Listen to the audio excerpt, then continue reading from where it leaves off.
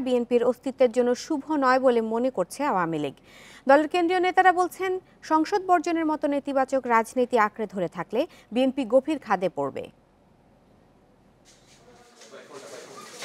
শুক্রবার সকালে রাজধানীর ধানমন্ডিতে আওয়ামী লীগ সভাপতির কার্যালয়ে সমসাময়িক রাজনৈতিক প্রসঙ্গে সাংবাদিকদের সাথে কথা বলেন দলের সাধারণ সম্পাদক ওবায়দুল কাদের। বলেন, বিএনপি সংসদ বর্জনের সংস্কৃতি আঁকড়ে ধরে থাকলে বড় ভুল করবে।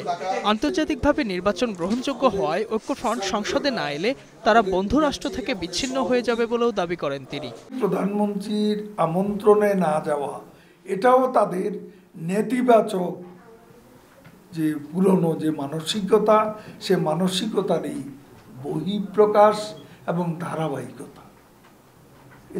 এটা গণতন্ত্রের জন্য, তাদের নিজেদের অস্তিত্বের জন্য শুভ নয়। এদিকে ইনস্টিটিউশন অব ডিপ্লোমা ইঞ্জিনিয়ার্সে এক আলোচনা সভায় আওয়ামী লীগের সভাপতিমণ্ডলীর সদস্য মোহাম্মদ নাসিম বলেন, বিএনপি চেষ্টা করলেও রাজনীতিতে এখন কোনো উত্তাপ ছড়াতে পারবে না। সংসদই তাদের কথা বলার ভালো প্ল্যাটফর্ম। গোপনে খবর নিয়ে দেখবেন তাদের মধ্যে একটা গ্রুপ আছে যারা চায় এরা পার্লামেন্টে না যাক, এরা যেন বেশি আরো গুরুত্ব না পায়। এই কারণে তারা পার্লামেন্টকে পরিহার করতে চাচ্ছে। চার চক্রে না যান, অসুবিধা নাই, হয়তো অভিমান করে চার চক্রে যাবেন না, যে পার্লামেন্টকে ছাড়বেন না। আওয়ামী লীগ নেতারা আরো বলেন, বর্তমান সংসদ শেষ হওয়ার পরই পরবর্তী নির্বাচন হবে, এর আগে ভোটের কোনো সুযোগ নেই।